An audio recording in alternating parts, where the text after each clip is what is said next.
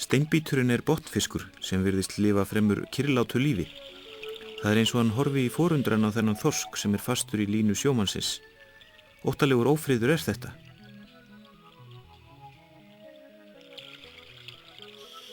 Steinbíturinn kann best við sig á sand- eða leirbotni og heldur sig oftast á 40 til 200 metra dýpi en fer þó bæði grynnra og dýpra. Þessar myndir teknar á grunnsævi í Öxarfirði. Fiskamerkingar hafa sýnt að steinbíturinn getur flakkað mörg hundruð kílómetra á einu ári þótt rólindislegur sé. Samt sérkennilegt að á ferðum okkar sjóinn höfum við sjaldan séð steinbít á sundi. Hann tekur spretti og lætur sig svo svífa með stórum eyrugonum. Þó að steinbíturinn sé frekar ófrýnilegur í framan þykkt og fíngert roðið eitthvert besta sjávarliður sem fyrirfinnst. Á Sauðárkróki einmitt fyrirtæki sem heitir Sjávarliður, sútar meðal annars steinbítsroð og selur framleiðslu sína víða heim. Fæða steinbítsins fyrst og fremst botndýr af ýmsu tagi.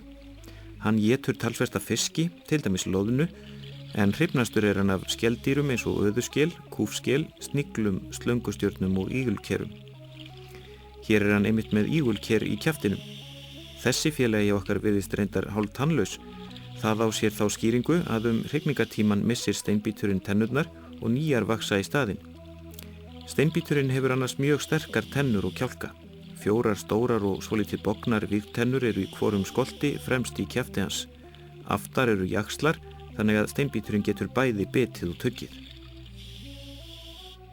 Það væri synd að segja að steinbíturinn rifi í sig ígulkerið hérna, enda kannski ekki auðvelt að vinna á því. Svo við líka að trufla. Annars merkilegt hvað sum sjávardýr virðast lítið kippa sér upp við ferðir kafarans. En ekki vitað til að steinbítur hafi ráðist á sér stærri skepnur, þótt hann sé svona vel vopnum búinn. Hann seinþreyttur til vandræða, en ef hann áreittur nógu lengi, getur hann sýnt ógnandi tilburði, án þess þó að leggja til atlögu.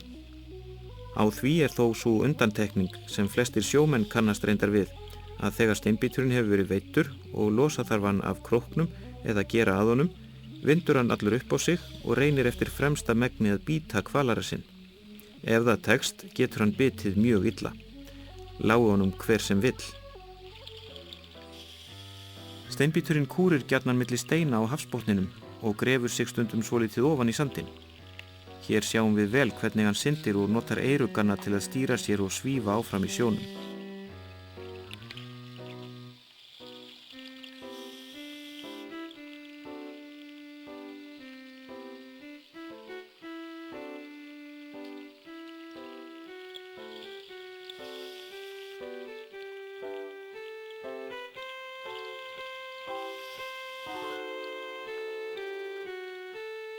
Þarna hittir hann þorsk inni í þaraskóginum.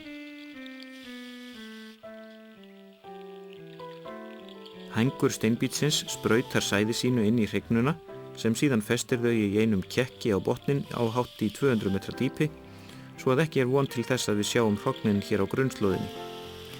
Vitað að hængurinn hringar sig utan hrognin til að verja þau fyrir ræningum og jafnvel að hrygnan taki líka stundum að sér það hlutverk.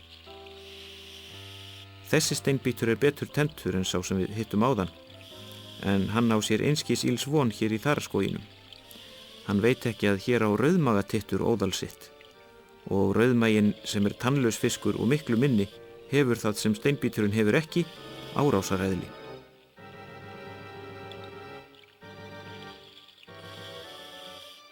Sá vægir sem vitið hefur meira gildir kannski hérna.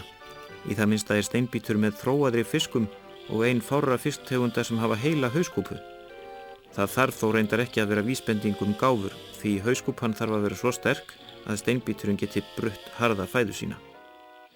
Steinbítur veiðist mikið sem meðafli með öðrum fiskum hér við land. Þá hann oft feitur og pattaralegur. Steinbítsveiðar mikið stundaðar fyrir vestan og vetrarvertíð, en þá fiskurinn gjarnan magur eftir sultin og tannleysið hrygningatíman og heldur upp á grunnslóðina í ætisleit.